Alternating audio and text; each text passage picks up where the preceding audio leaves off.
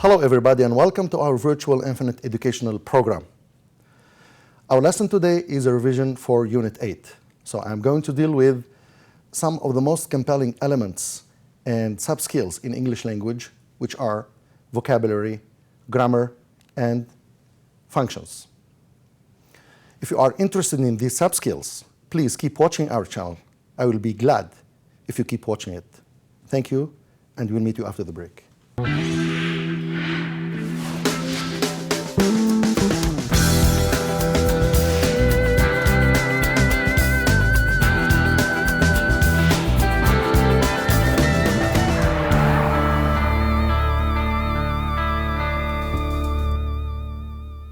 Dear students, welcome back to our lesson.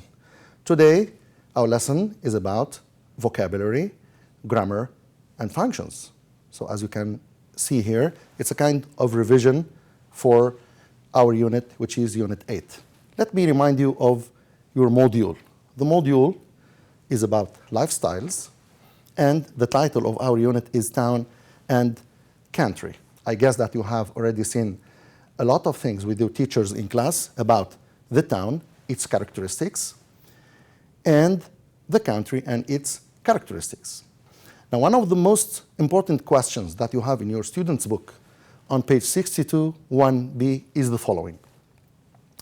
What advantages and disadvantages are there to living in a city? There are two types of advantages. The first type is the following: to look for better living conditions, to get well-paid jobs. We call them pooling factors. That means cities pool a lot of people because they are looking for better living conditions and they are looking for better paid jobs.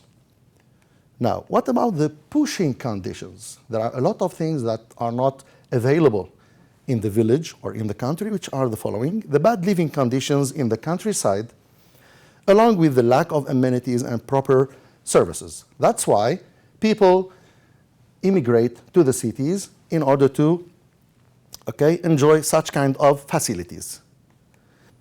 As you know, people in cities do not enjoy only things they like. They sometimes suffer from many things. For example, if you want to talk about disadvantages or the problems that people or the inhabitants of the cities suffer from, these are some examples. So it's overcrowding. You know, most of the cities are extremely overcrowded. Then most of the cities are polluted, so they suffer from pollution, which leads to a lot of health problems. Lack of safety, maybe because of crimes, robbers, and so on. And the stressful life, the daily stressful life because of work, So it's stress. Now let's move to vocabulary. I'm going to present some of the tasks that you are quite familiar with in your exams, and you are required to concentrate in order to give you some maybe pieces of advice on how to deal with vocabulary tasks. Let's start by this task that you have in your books, page 65, word families, exercise number 3. So the question says, complete these sentences with words formed from the words in capitals. So at the end of every sentence, you will have a word between parentheses. It's written in capital letters. You have to think of the suitable, the convenient, or the right part of speech that suits in this sentence. Of course, in every sentence, there are a lot of clues to help you. The first sentence, Switzerland is a country of great, and you have a blank here, beauty. The word that you are going to use is derived from the word nature. As you can see here, the word nature is a noun. So let's look for the clues that may help us find the right option or the right answer to complete this simple sentence. This word is very important, great. So Switzerland is a country of great what? If we keep the sentence like this, it's correct. So you have to add an ingredient or a part which will not affect the sentence at all. So great modifies the noun beauty. It's clear that we need another adjective. So the adjective from the word nature is natural. This is the way you always ask to deal with such kind of tasks. Let's move to sentence number 2. Careless drivers can seriously the safety of pedestrians. Here we have between parentheses a noun, threat. You have to look for clues in the sentence to give the right part of speech that suits in this sentence. Maybe I can exploit this, can, this modal verb. We always use after can verbs. And what kind of verb do you use? It should be in the infinitive. Okay? Why? Because seriously is an adverb. Okay? In this sentence, it's useless. So careless drivers can, what can they do? They can, okay, seriously threaten. So the verb threaten is derived from the noun threat. Careless drivers can seriously threaten the safety of pedestrians. Let's move C. In Kuwait City, there's a wide of entertainment to choose from. Okay? Now, the helping clues may be this indefinite article A, followed by an adjective. So we need something which is going to be modified by the adjective wide, and it should be a noun. Why? Because we have an indefinite article A. The noun should be in the singular. The noun should be derived from the verb to vary. Of course, the noun will be variety or variation. Both are correct. So in Kuwait City, there's a wide variety of entertainment to choose from. D. I'd like to live in a small village near the sea. If you take the sentence like this, it's completely correct. It's very simple, cohesive sentence, okay, which doesn't need any additional part which is obligatory in this sentence. So we have to find clues to help us. Peace is a noun. This is an indefinite article A. A is going to refer to the noun village. So we need an adjective here. I'd like to live in a small, peaceful village. If we keep the sentence like this, I'd like to live in a small village near the sea, the sentence is also correct. So we have to use a word without which the sentence is always correct. Let's move to E. The storm damage is a lasting of the power of nature. And here we have the word or the verb remind. Let's look at the sentence and try to discover or look out for the missing part. The storm damage is A. Again, we have an indefinite article A followed by the adjective lasting. The lasting is going to modify the noun, of course, and the noun must be in the singular since we have the indefinite article A. So the noun should be reminder. We read the sentence again. The storm damage is a lasting reminder of the power of nature. This is how you should deal with such a kind of task. F. I'll never forget the I felt on my first day at school. Here we have the verb to excite. Of course, the sentence doesn't need a verb because we have already have verb to forget here. I never forget the what. So we need an object. There's something missing here.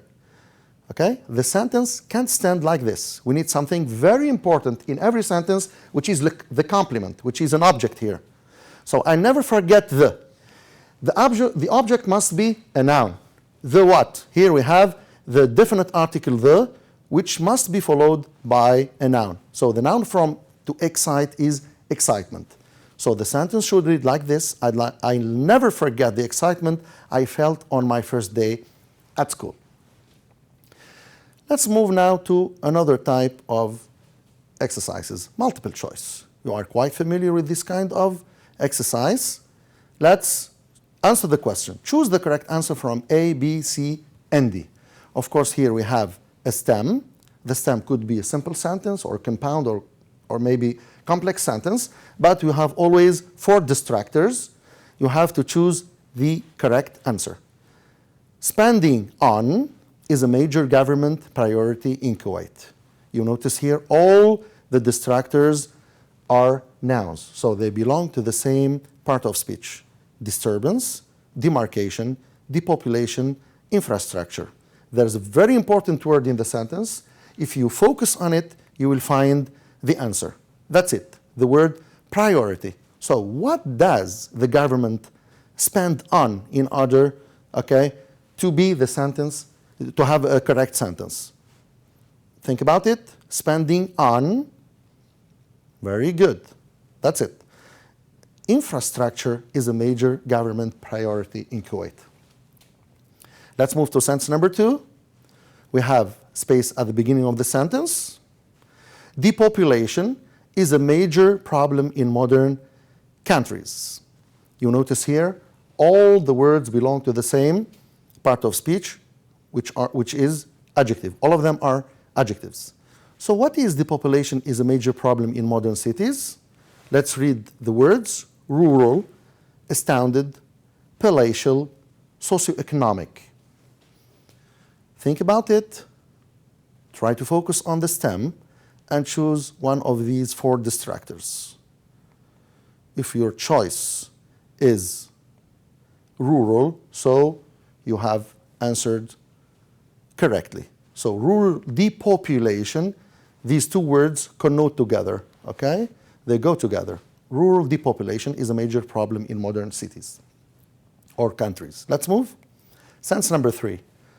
Some shy students need to ask questions. So you have to choose only one option from these 4 distractors.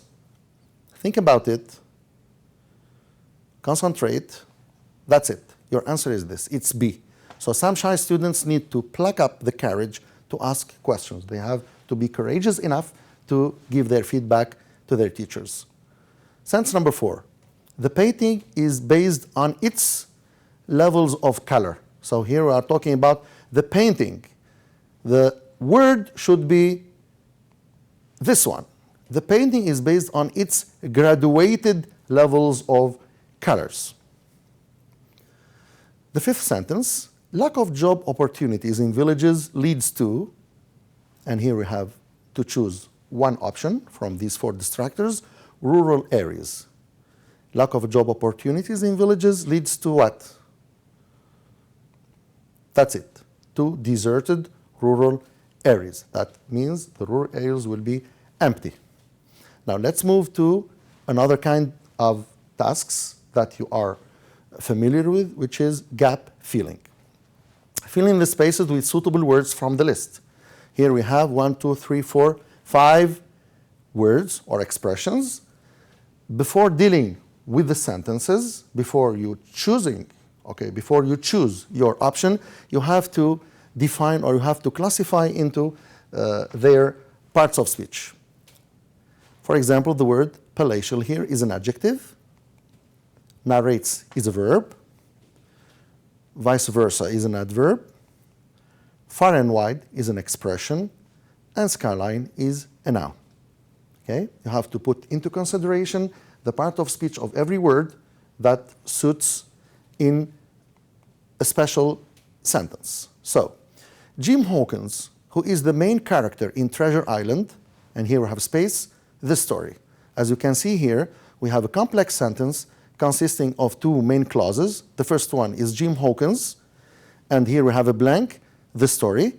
And the second part is the who is the main character in Treasure Island, which is a relative pronoun. So the main sentence lacks something which is called in English the main verb of the sentence. Okay? Here we have is not the main verb. It's a finite verb, but here we need a main verb that completes the independent sentence or the simple sentence, Hawkins, the story. It's clear that we need what here? Jim Hawkins, the story. Here we need a verb. That's it. So it's narrates. Whenever you are sure about your choice, okay, as soon as you put the word, please try to cross it from the list in order to feel at ease. It's a very simple, very easy, and very good way of feeling relaxed during the exam. Let's move to the second sentence. The boss may refuse to talk with his employees and, okay? The comma there is extremely important. So your choice here is what? The boss may refuse to talk with his employees, and vice versa, which is, and also the employees refuse to talk to him. Cross the word, and we move. Sentence number 3. The company will cast the net. That means we'll search on the internet, and we have a blank, to get the right person for the job. The company will cast the net to get the right person for the job. The sentence is complete. It doesn't need something which is very essential. So we have to look for something which is maybe something optional in the sentence. The company will cast the net. Very good. Far and wide. Far and wide. Good. Now we cross it and move to the following sentence. I'm really impressed with this country residence. Here we need something to modify the country residence in order to get a good, complete, cohesive sentence. So we need something to modify this noun. Very good. Your answer is palatial. We cross palatial and we move to the third type of vocabulary exercise that you will find in your quizzes this period. We are going to define the following words. Overcrowding, which is an uncountable noun. Vacant, which is an adjective. Hustle and bustle, it's an idiom. And narrate, which is a verb. So the question says, choose the correct definition of each underlined word in each sentence. These are my options. There are plans to relieve overcrowding in the city. Now I'd like you to focus on the word overcrowding and to look for the convenient or the correct definition for this word. We have already seen this word in class and we have already seen the 4 definitions before. Okay, so read them carefully. The process of reducing the number of people in an area, or the basic physical and organizational structures and facilities, the process of filling an area beyond what is usual or comfortable, the shape made by hills or buildings against the sky. What do you think? We know that overcrowding has a close related to one of the problems that we have already dealt with in cities. That's it, very good. Now, overcrowding means the process of filling an area beyond what is usual or comfortable. That's why we always say cities are crowded. Crowding is a noun here. Okay, now some people are against the hustle and bustle in some of the shopping centers. It's clear that the word has a negative connotation. That's why people suffer from, or they are against this thing, whose definition is here. So some people are against the hustle and bustle. What is hustle and bustle? A, B, C, or D? That's it, very good. So hustle and bustle means activity and liveliness. A lot of people suffer from such kind of noise. Let's move to the following word. The witnesses narrated the sequence of events which led up to the car accident. So here we have a verb in the past. These are the options, and you need to choose one definition for it. Is it to divide into different levels, or to meet by chance, or to meet something the opposite of what it was, to give a spoken or written account of? Think about it and try to decide.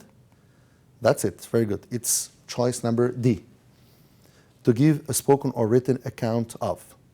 Let's move now to the following word. The theater has no vacant seats due to the artist's fame. You have to choose one among the following definitions. Is it A, is it B, is it C, or D? So vacant is what? Read them carefully and try to decide on only one option. That's good, very good. So vacant, of premises, having no fixtures or furniture or inhabitants, which means simply empty. So vacant is a synonym for the word empty. Now let's move to sentence construction, which is one of the exercises that you are required to answer in your quizzes. Use the following words and expressions to make correct sentences. These are my 4 words: rural, almond, bump into, public services. Let's start by the first one. Before constructing a sentence or making a sentence, try to understand the meaning of this word and the part of speech of this word. Part of speech, it's an adjective, so you have to use the word as an adjective in your sentence. For example, this is my suggestion. I have to focus on the main parts of the sentence. If I want to add something else, it's okay. But if the sentence is simple and clear, there's no need to add anything else. For example, I can say, we like rural areas, which is a very simple sentence. Some high motivated students of high level of English may add extra information. For example, they may say, we like to live in rural areas. Some others may add, for example, the auxiliary would. We would like to live in rural areas. The 3 sentences are correct, but make sure that whenever you add something else, make sure that it's correct in order not to spoil your mark and your sentence. So the sentence is, we would like to live in rural areas. Let's move now to the second word, which is almond. Almond is a noun. Let's have this simple sentence. Almond is a nut. We can add, for example, prepositional phrase, with brown skin. Some others may add a relative clause. So we move from simple sentence with prepositional phrase, with the main components of the sentence, subject, verb, object, or complement, adding prepositional phrase. And if we want to make the sentence complex sentence, we can add relative clause that tastes sweet. So the sentence looks like this. Almond is a nut with brown skin that tastes sweet. Let's move now to the phrasal verb, bump into. These are the main parts of the sentence. I bumped into some relatives. It's extremely correct sentence. If you want to add something else, maybe you can say yesterday, okay, this adverb, yesterday I bumped into some relatives, or yesterday I bumped into some relatives in Kuwait City, for example. I add prepositional phrase. So the sentence will look like, yesterday I bumped into some relatives in Kuwait City, which is also correct. The last word, public services, is a noun. Let's make a sentence using these words. Public services are necessary, of course. So if you want to add something, you may say public services such as transport or healthcare, which is a prepositional phrase. If you want to add something else, we can say absolutely, which is an adverb. So the sentence, we can add other things. For better life, for example, which is another prepositional phrase. So our sentence reads like this. Public services, such as transport or health care, are absolutely necessary for better life. Now let's move to one of the most compelling elements in English language, which is language functions. I'm going to deal with the language or functions that you have in Unit 8, comparing and contrasting. Now the question says, circle the words and the expressions that express comparing and contrasting. In comparison with the city center, this part of the town is very quiet. Now, what are the words that express comparing and contrasting? Focus on the sentence. Try to decide.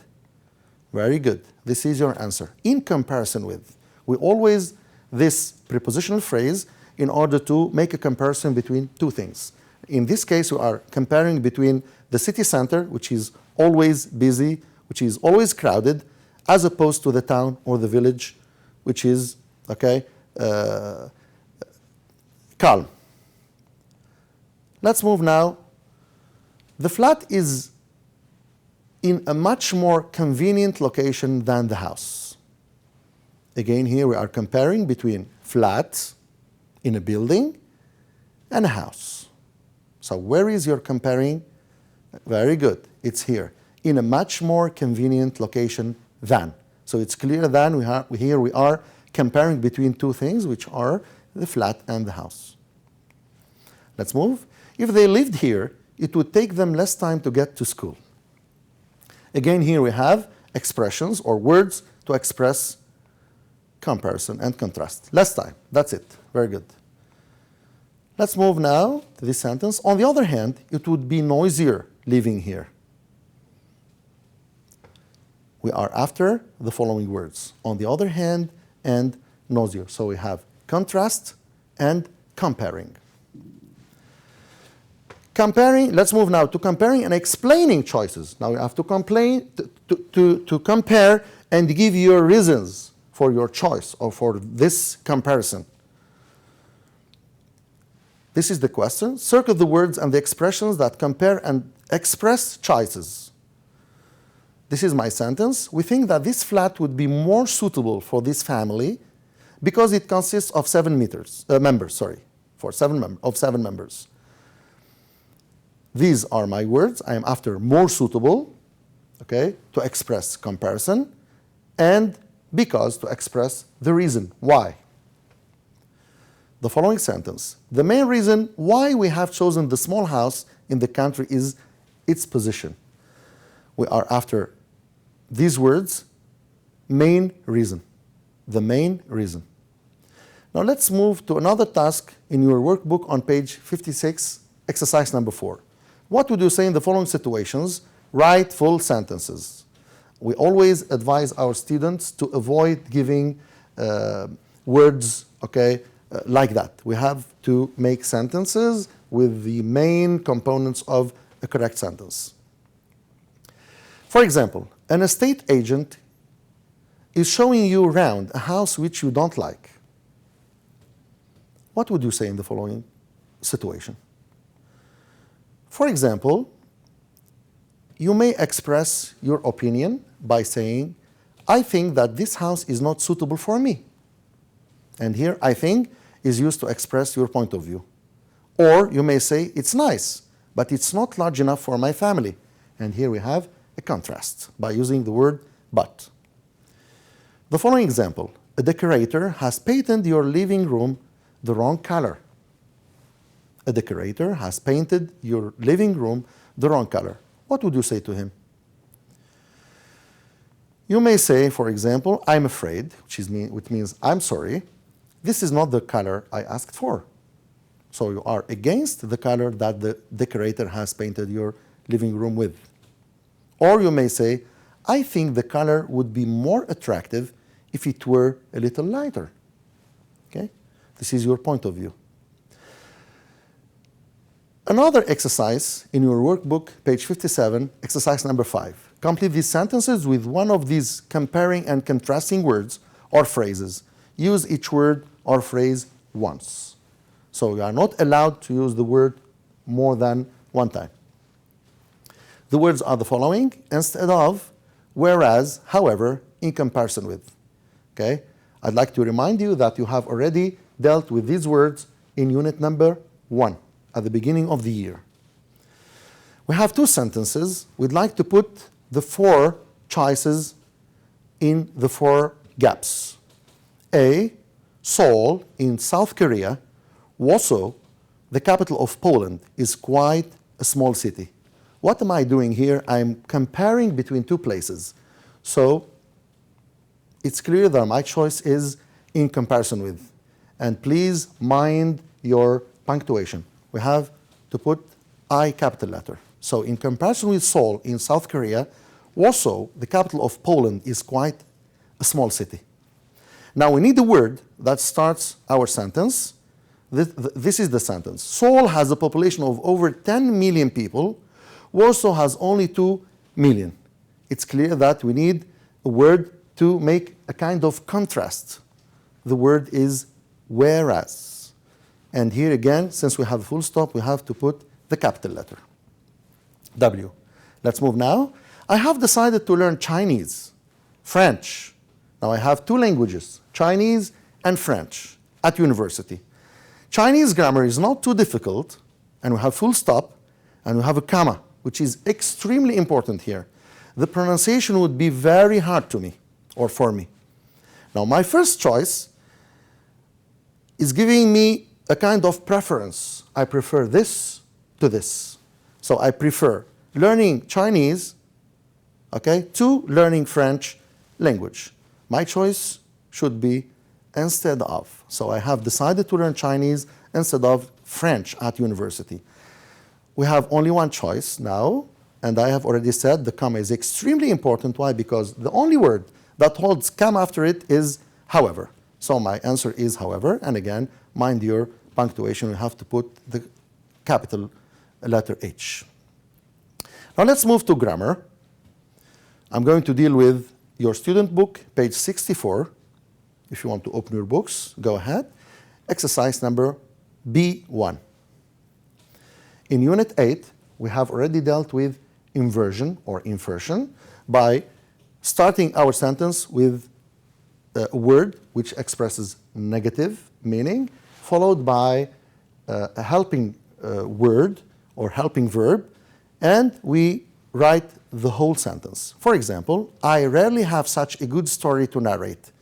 It's clear that rarely conveys a negative meaning, which means hardly or scarcely. So I have to start my sentence, and after that, with rarely, and after that, I have to look for, okay, the helping verb.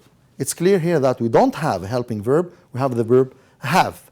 And since it's not followed by the past participle of a verb, so we cannot consider it as an auxiliary. We have to resort, or we have to call the do, the did, and the does. These are helping words that you are familiar with. So your answer must be like this. Rarely do I have. Why have I used do? Because the verb have is in the present, in the plural. That's why I have used do. So the sentence should look like this. Rarely do I have such a good story to narrate. Let's move. Sentence number 2. I have never been so astounded. Of course, I'm going to start with never, then I look for an auxiliary or helping verb to come after it. Try to think about it. Never, and I put have at the beginning, so the sentence should look like this. Never have I been so astonished. So now what's the difference between the first have and the second have? We have already said the first have is a simple verb, have, like has, like had, but here it's an auxiliary. Why? Because it is followed by the past participle of the verb be, which is been. That's why I have used it as an auxiliary. Is it clear? Okay. Now let's move to number 3. As soon as I had plucked up the courage to speak to him, he left. As you can see here, we don't have words that convey negative meaning. So we have to bring them ourselves. Whenever the sentence is started by as soon as, you have to use another word, which is no sooner. After that, we have to look for the helping word or the auxiliary in order to put it after no sooner, and we complete your sentence, but make sure that you use the word than. So no sooner is always followed by than in the middle of the sentence. No sooner had I plucked up the courage to speak to him than he left. Let's move to sentence number 4. I had scarcely left when I ran right into him. Again, here we have the word scarcely, followed by the auxiliary had. So your sentence reads like this. Scarcely had I left when I ran right into him. 5. I little expected to bump into my hero. Little here expresses a negative meaning, and we have to look for the auxiliary here. As you can see here, we don't have any auxiliaries. We have verb expected, which is in the past, so we have to think about what? That's it, very good. We have to think about did. So little did I expect to bump into my hero. That's very good. Number 6, he told me that he valued his fans and really enjoyed meeting them. The conjunction and here is extremely important because it means that we have two main verbs. So we have two actions. If you have two actions, we have to use not only but also, and we have to look for the auxiliary or the helping verb. If we do have it, we use it. If we don't have it, we have to check the tense of the verb of the sentence, which is in the past. So the sentence should look like this. He told me that not only did he value his fans, but he also, and also here between parentheses, because it is optional. If you don't put it, your sentence is correct. But he also enjoyed meeting them. Let's move to another task. Student book, page 64. Please open your books. Exercise number 3.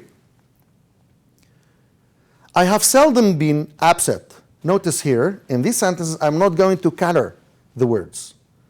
The preceding sentence, in the preceding task, I colored all the negative words in order to help you.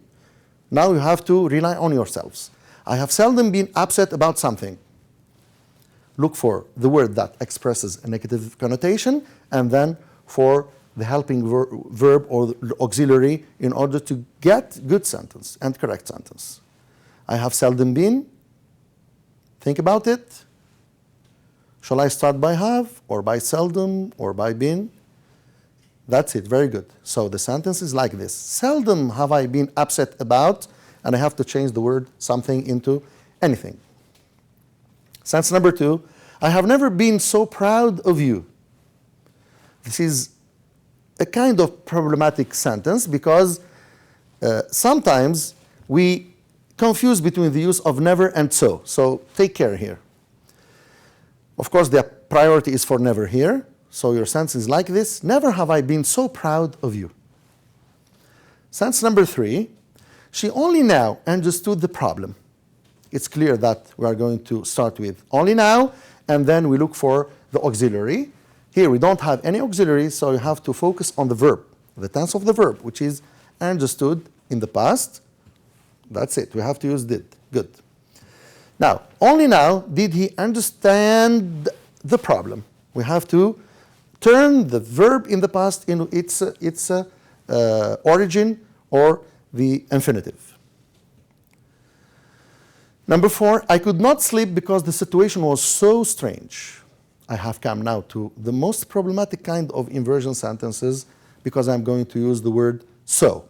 We always use so at the beginning, followed by the adjective, and again we have to look for the helping verb or the auxiliary in order to complete our sentence. If we don't have any auxiliaries, as usual, we have to resort to what? That's it. We have to resort to did, do, and does. Let's start our sentence with so then. Good. So strange was the situation that I could not sleep. Number 5, he had rarely seen something that made him so happy. Now we are familiar now with this point. Do it yourself, please. Okay, that's it.